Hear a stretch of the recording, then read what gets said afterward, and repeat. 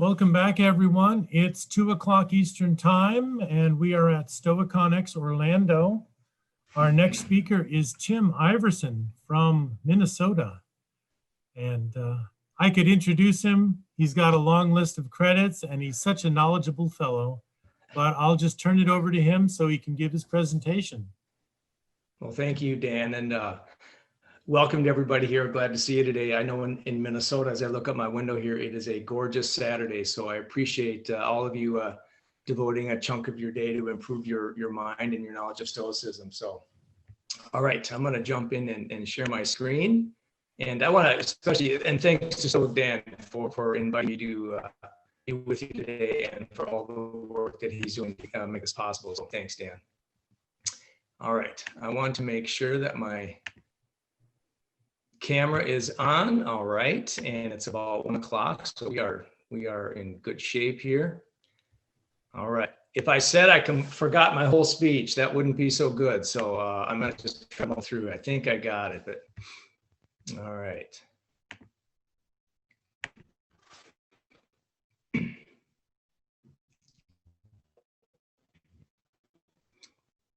Loading up here.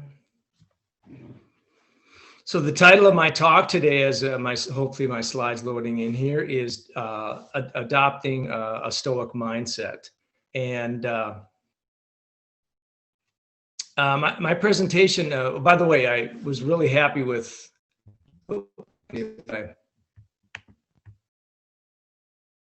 Okay, try that one more time.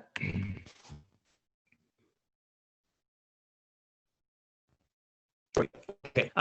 Really enjoyed Brittany's presentation, and I love that idea of Stoicism as a type of education, and agree with that 100%, and probably a lifelong education to boot. So for those of us that have been in education, very happy to continue our study of philosophy and self-development. So thank you, Brittany. I decided to had several ideas for this topic, this presentation today, but I decided to focus on kind of a personal approach.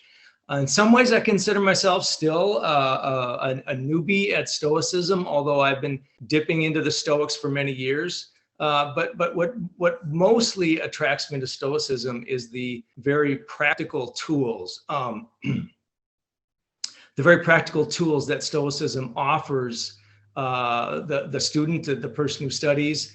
And it really folded in for me with my study of CBT, or cognitive behavior therapy, as well as mindfulness. As Dan has mentioned, many Stoics today are taking a very eclectic approach, probably because of the internet and the instant ability of communication.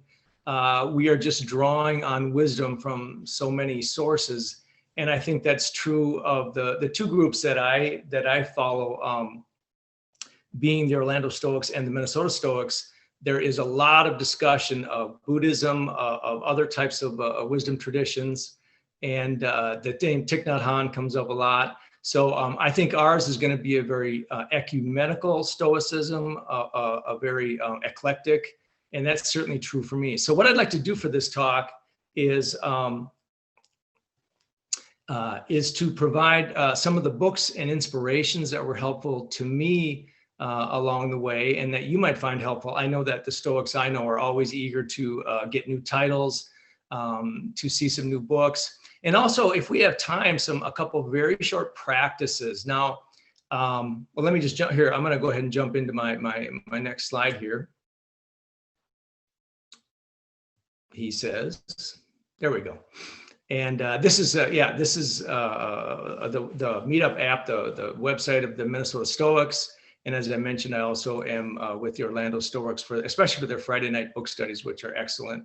And like a lot of groups now, we have been online for several months, and we are just tickled to have people from different states and even different countries joining us for our meetings. So that's a wonderful, positive outgrowth of the pandemic that we're all working in. So I promised I would give a little bit of background on myself. I gave a presentation a couple years ago, And someone came up to me and said, you know, Tim, that was nice, but you didn't say one thing about yourself. So I vowed that from now on, I would say just a little bit about who I am and why I've been asked to come to this meeting today.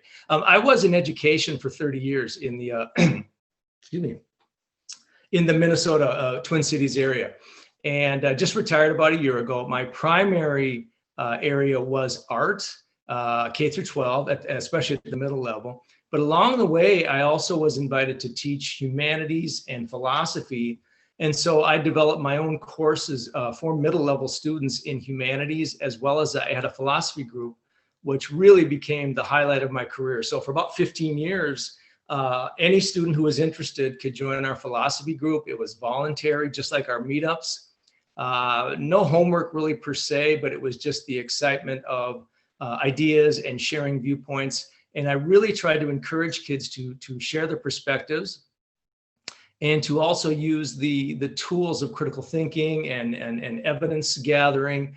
And it was a really exciting part of my career. And we also wrote essays for the Kids Philosophy Slam. If you're an educator, you might want to look that up. That's a fun program and stimulated a lot of great conversation. I was also a volunteer for NAMI Minnesota for a couple of years. NAMI is the National Alliance on Mental Illness. And so for a couple of years, I worked with adults who live with anxiety and panic disorders and depression, and something that I have worked with in my own life. And one of the reasons that I pursued Stoicism to help cope with those types of mind states. And so that was a real rewarding part of my career too. All right, a little bit about, I just wanted to show you a little bit of my artwork, a portrait of my dad on the left there. My dad was not a Stoic on paper, but he was certainly a Stoic in his life. He was a veteran of World War II, and I spent many hours drawing and painting him before his death 20 years ago. So I'm primarily a figure and portrait artist. And on the right, you see one of my more experimental paintings. And when you're an art teacher in a public school, you certainly have to be familiar with a lot of different styles and techniques, art techniques. So just a little bit of my work there. So speaking of eclectic input, if you're advanced in age like me, you might have seen a TV show in the 1970s called Kung Fu, and maybe you've heard of it if you're not advanced like me. But it was on TV for 3-4 seasons. And when I was in college, I started watching this on a little tiny black and white TV that sat in the corner of our dorm room. And I was absolutely fascinated with the short vignettes where this Zen monk, he was actually a half American, named Kwai Chang Caine, would imbibe these lessons from his Zen master. Of course, he was learning martial arts too. And then they would show him later on in life reflecting on these teachings. And to me, it was so touching. And maybe because I did not have that kind of instruction when I was a young man and could have used it. So every week I would grab my sack of hamburgers and sidle up to the TV and just, what is Kwai Chang gonna, learn about this week? And it didn't always make sense. It was kind of enigmatic, like a lot of Zen stories, but I loved it. And it was really my first exposure to some very different ways of thinking. I also have a blog online called The Mindful Teacher, wherein I recorded many of my observations, bringing mindfulness into my classroom.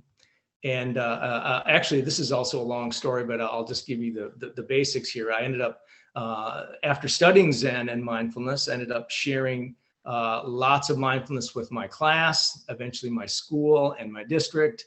And then I did serve on a board for mindfulness and education on the East Coast. And last fall, right before COVID hit, I helped edit this book called Educating Mindfully, Stories of School Transformation Through Mindfulness. And, it was kind of a fun experiment. For about 10 years, I taught mindfulness in my school. And it really was about, helping kids gain some, Donald Robertson talks a lot about cognitive distancing. So helping kids to step back from their thoughts and emotions, even if it was only for 3 minutes, 5 minutes, and helping them to not judge their experience. So that was very rewarding, and I consider it very close to Stoic practice. All right. As I proceed today, I wanted to read one beautiful quote from Seneca. One of the things I love about our Stoic meetup groups is that there's a sense of peer teaching or peer coaching, kind of a versus kind of a Zen master who sits on a pedestal and the student is far away. But Seneca's approach to sharing his advice is beautiful. So I'm going to just read this quote to you. He says, "I am not so shameless as to undertake to cure my fellow men when I am ill myself. I am, however, discussing with you troubles which concern us both and sharing the remedy with you, just as if we were lying ill in the same hospital." So that's kind of the approach I take whenever I'm in groups. I'm just sharing some recipes, some techniques or ideas that have worked for me, and sharing with peers and colleagues. All right, these are a couple of what I call my desert island books, which means if I'm ever exiled and have to go to a desert island, my backpack will have a couple of these books. On the left is Feeling Good by Dr. David Burns, and he is a CBT pioneer. And CBT, for those of you that are familiar with it or are not, it was built on really a Stoic foundation of reframing, of rational thinking, realistic thinking. And this is a gem of a book. If you are struggling with mood disorders or know somebody that is, you might want to check this out. He talks about bibliotherapy in this book, which basically means that you can actually get some therapeutic benefit from just reading. And I agree with that 100%. But there's also some wonderful ideas for writing in this book too. And on the right, you have Pieces Every Step by Thich Nhat Hanh, who we talk about a lot in our Stoic groups. And Thich Nhat Hanh is still living today. I think he's in his 90s. And this is his classic. And I think this should be on everybody's shelf. Pieces Every Step, The Path of Mindfulness in Everyday Life, where he lays out his very simple, elegant, and beautiful essays on mindfulness. All right, I want to pause here for a moment, and I always try to pepper in some exercises in my presentations because practice has been a big part of my life, my experience. And in his book, Thich Nhat Hanh offers this very simple mantra. He says, breathing in, I know I am breathing in. Breathing out, I know I am breathing out. And so what I do, if you'd like to try this with me, we'll just take a minute. We can close our eyes or just relax, and your camera's off, so you're just hopefully getting comfortable there. Just go ahead and relax your shoulders. Let yourself just slump in your chair for just a moment. And then on an in-breath, maybe it's a long in-breath at first, you can say to yourself, breathing in, I know I am breathing in. And then on an exhale, breathing out, I know I am breathing out. And of course, we can shorten that just to breathing in, breathing out, or just in, out. And that short maxim or phrase, along with a focus on the breath, can give you just a short break from the judgmental mind that the Stoics remind us that, we are always judging our experience. We have automatic thoughts about our experience all day long.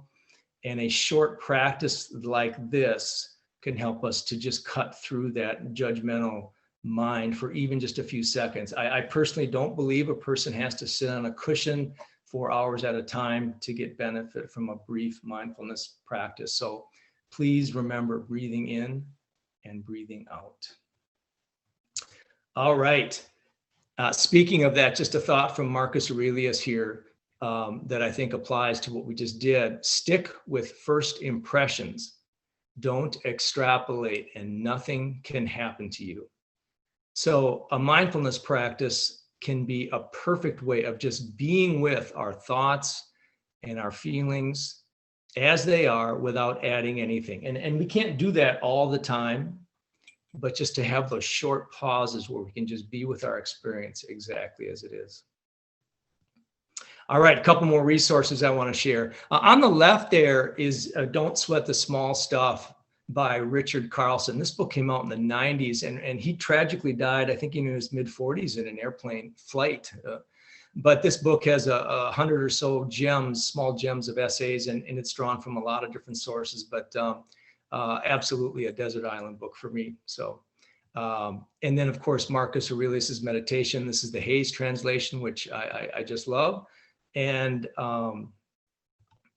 then of course, this is the Enchiridion by Epictetus. This is the translation by Sharon LaBelle. So if some people on this call are new to Stoicism, I would check out those two. They're excellent ways to get started reading about Stoicism. All right. I wanted to pull just one quote from the Hayes translation of Marcus. And one way that Stoicism has helped me is to keep things in perspective. And so there's this beautiful passage from Marcus where he says, and notice the concise language here, he says, Asia and Europe, distant recesses of the universe, the ocean, a drop of water, Mount Athos, a molehill, the present, a split second in eternity, minuscule, transitory, and insignificant. So we often in our groups wonder, what was Marcus doing when he's writing these things? And we like to guess, maybe he just had a very difficult day in one of his political conflicts, or maybe he was on one of the front lines in Germany fighting, and maybe some of his generals are giving him a hard time. But he reminds himself that even the most difficult moment is minuscule, transitory, and insignificant. All right, so I translated this into when I was teaching in my school. I had one of my students make this little card for me, and I'm a big believer in maxims. To memorize maxims or short phrases, so I had her write this: "Don't sweat the small stuff. It's all small stuff." And that's kind of a modern version of what Marcus is teaching us. And I had this on my wall for many years, and it was very helpful on many occasions.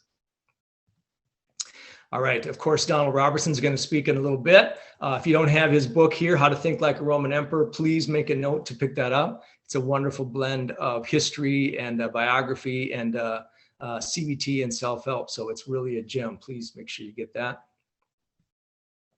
I think, let's see, maybe I'll just read this very quickly, just again, in case there's some new people on the call to Stoicism. The Stoics were philosophers from Greece and Rome who emphasized the cultivation of reason and good character or virtue. The Stoic school began about 300 BC with the Greek merchant Zeno in his famous shipwreck. Stoic philosophers are not considered gods, but men and women who share insights with others on how to live a good life, a life of virtue, service, and peace. Their teachings are followed by many today and have influenced modern psychotherapy, especially cognitive behavior therapy. All right, my next item here. I know I'm moving kind of quickly, but I wanted to get in a few things that for years, I shared a painting with my students called The Death of Socrates. And here you see it, maybe some of you are familiar with it. It was painted in 1787 by the French neoclassical painter Jacques-Louis David. And very famous painting. I believe it's at the Metropolitan Museum of Art. And we can't go into the details here, but in essence, this is the Socrates doing some teaching and talking at his trial. And in fact, at this point, he has been condemned to death. He was accused of impiety or worshiping the wrong gods and of leading the young people astray with crazy and wacky ideas. So about 500 of his fellow citizens said, you know what, you're up, you're done. And Socrates tried to argue rationally in his defense. He did even crack a joke or two, but ultimately they found him guilty and they said, you know, you have to die. And you see him here, he's being handed a cup of hemlock, which is a liquid poison, a crushed plant in liquid form, and he ends his life. Now, his followers actually were kind of begging him to leave or flee, which I guess was a common practice at the time. But he said no. He said he was going to accept his fate, and we're going to talk more about that in a minute. At the foot of the bed, you see the person with the gray robe on. That's Plato.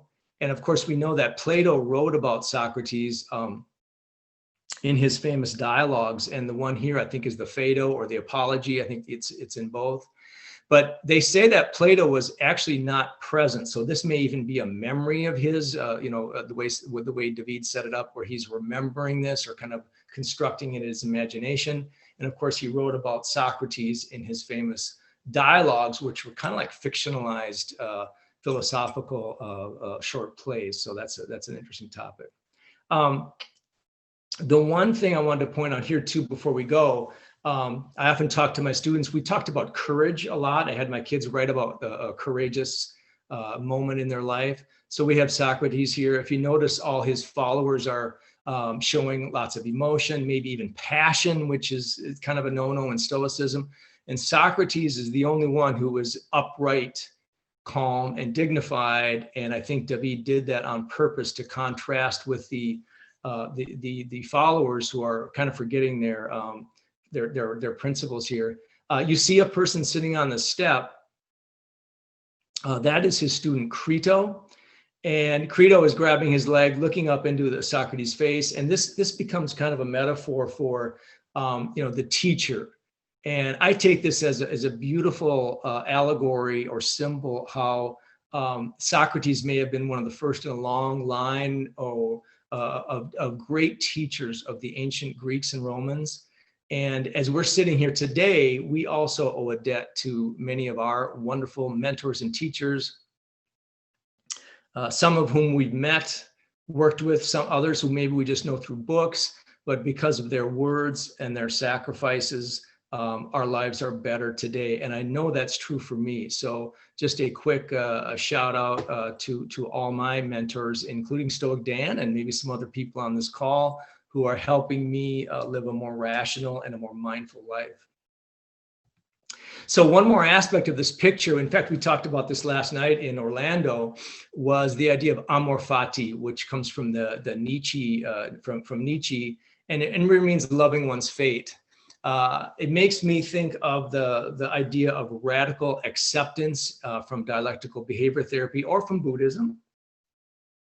And it's this idea that the Stoics firmly believed that there was a fate, a plan for each one of our lives that was kind of woven and put together from the outset of the universe, and that it was up to each of us to either fight or accept our fate. The difficulty is finding out what that fate is. Now that's not an easy task for anybody.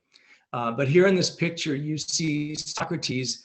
He's not sitting back while they strap him down and pour the drink down his throat. He is actively reaching out for the cup, fully accepting his fate. So in DBT, they say that radical acceptance is not really a passive act. It is an active choice to accept your circumstances.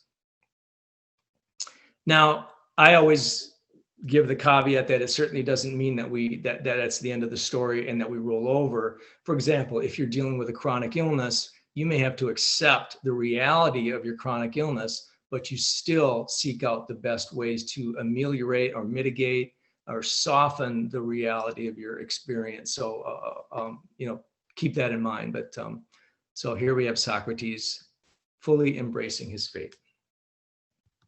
So here are just some reflection questions that you can think about later today or maybe sometime this week. What does acceptance mean to you in your practice or in your life? What situations from your past have you had to make peace with?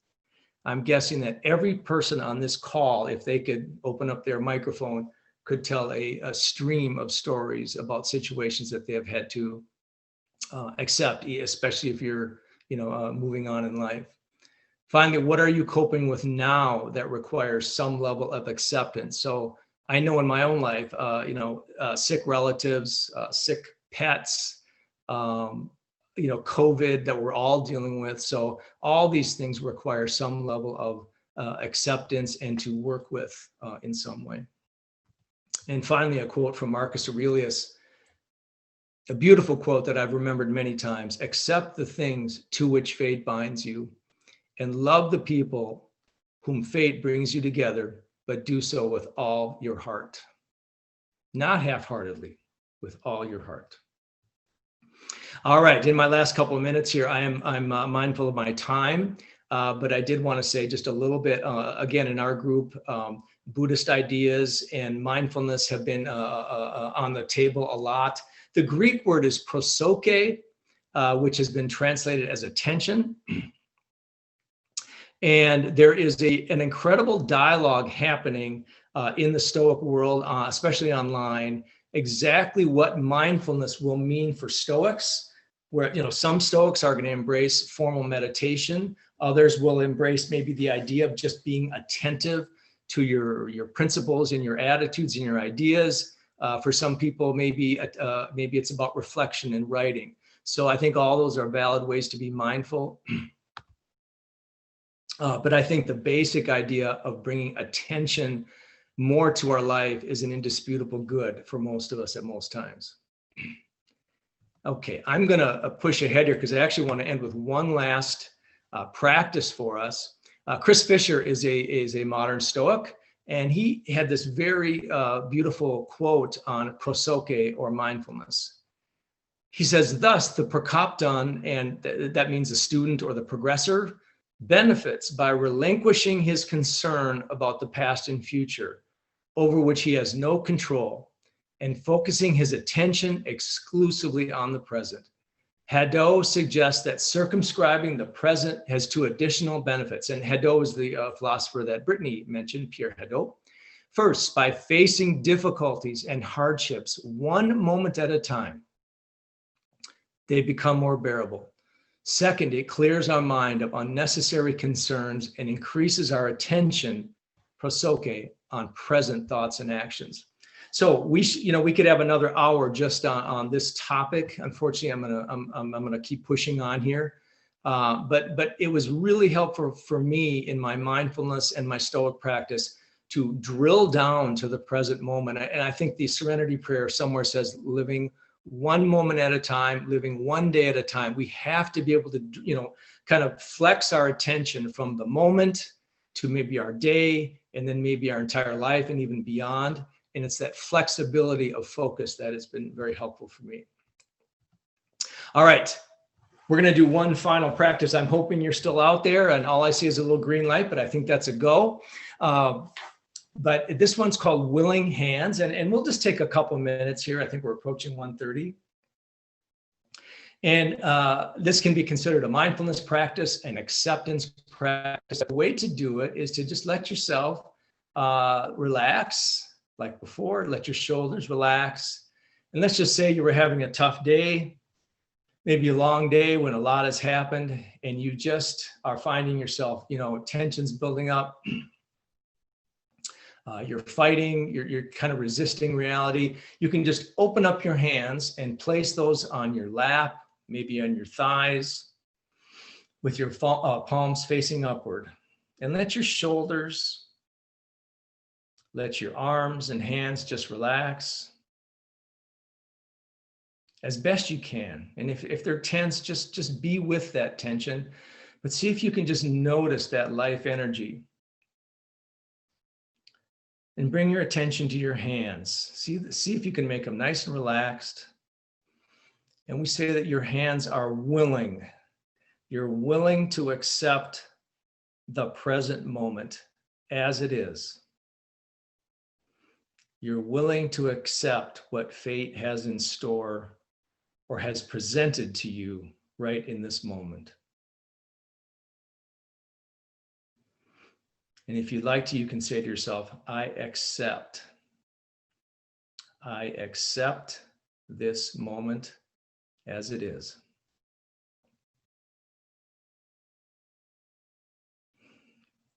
And again, if your mind wanders away into judgment, maybe you're thinking, my gosh, this is the silliest thing I have ever heard.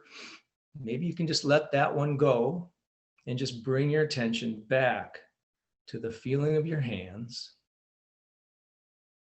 Your hands are open and relaxed. And your thought is, I accept this moment just as it is.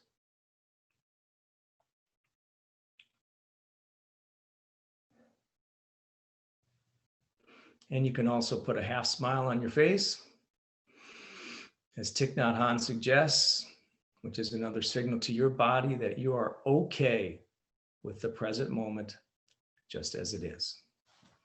All right. Thank you. And here, just in case anybody wanted to get in touch with me, here is my contact information. It's easy to send me a note through the Minnesota Stoics meetup, or you can Gmail me at tiverson888@gmail.com. Hey, Tim, some have been asking about your blog. Was that a previous slide? My blog, yeah, it's I can go back to that was up here a little bit. Yeah, right here. The Mindful Teacher, and you probably just have to blog my name and the Mindful Teacher. I guess I didn't give that website out. Okay. All right. So that people who are interested in that can Google your name, Tim Iverson. I think so. Yeah. Yes. And otherwise, send me an email, and I will send that link to you. I apologize for that oversight. That's okay. All right. Let's get to the questions. Okay. I'll stop my share. Yeah. Yeah. Thanks for covering so much ground. This is an excellent example of how, whether you have an event like this where you have different presenters or a discussion group, there's so much ground to cover, books and ideas and people like Thich Nhat Hanh, that it's just a matter of time before we learn about all of them. I like that. I think you described it as an eclectic mix of things. And I think that's the way humans are naturally, is we take a few ideas from Stoicism, maybe from ideas from my upbringing, maybe a book I read, and that forms my consciousness. And I'm also interested in your opinion, Tim, that Stoicism today is reaching people who are religious as well as secular, and it can work for both of them. Why do you think that is?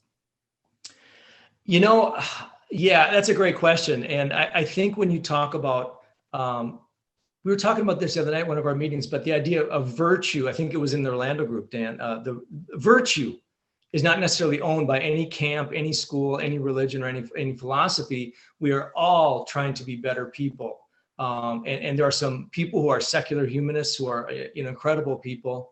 The Dalai Lama talks about, I think the analogy he uses is a tea bag. We can drink hot water and enjoy it just as it is, or we can take a tea bag and we can dunk it in and we can add flavor and different things. But ultimately, we're drinking that liquid that nourishes life, and I think that that's the way to think about it. Okay, the next question comes from Alan. He asks that Donald Robertson talks a lot about acting with the reserve clause, which overlaps with what you've been talking about regarding acceptance. And Alan would like to hear your thoughts on this. Yeah, that's great. The reserve clause. I often sign my emails Deo Volente, which means God willing. And of course, it's used in the Christian tradition. I think the Muslims talk about Inshallah, which means God willing. But I think the ancients recognize that we can make all the plans in the world and proceed with those plans, and we should, with also the thought at the back of our mind that things can go awry. So, and I think that's helpful just to keep us balanced and not too attached to the outcome. Great. The next question is about how we share philosophy with our peers and our colleagues, and that we can, when we do that, we learn better, because we're not just listening to a lecturer or a teacher that is one perspective. We're getting many perspectives. And I think this is great for the practical side of Stoicism.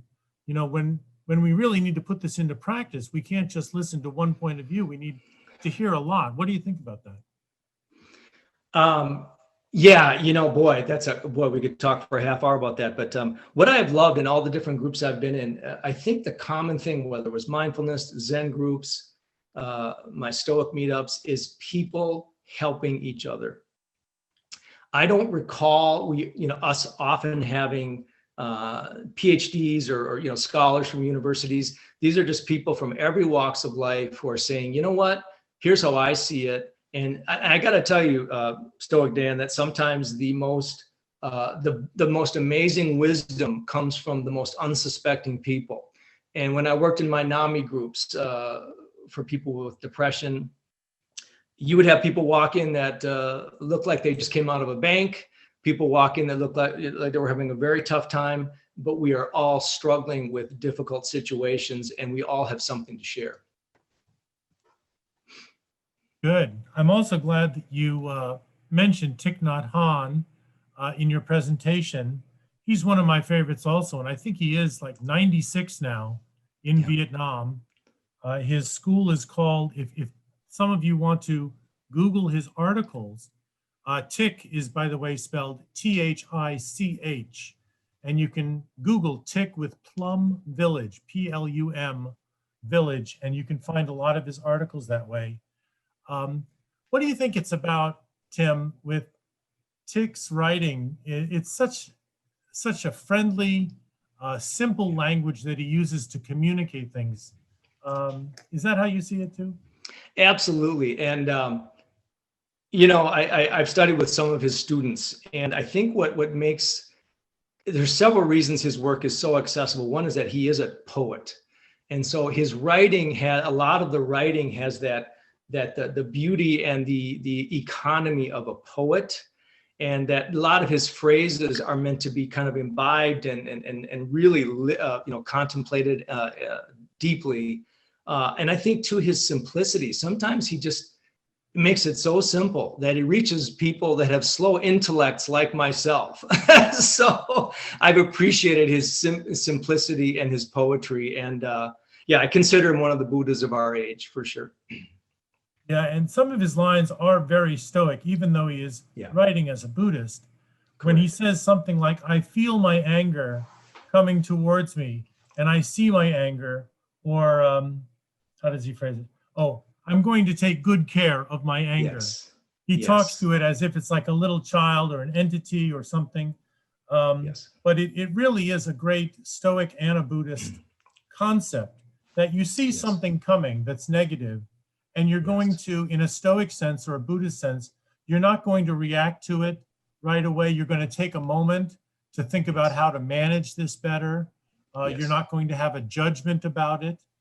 I think it's such wonderful language that makes his writing accessible to everyone. Agreed. Okay. See, we still have a couple minutes for Q&A. If others would like to post, we have time for one or two more questions in the chat area. Just started with an exclamation mark.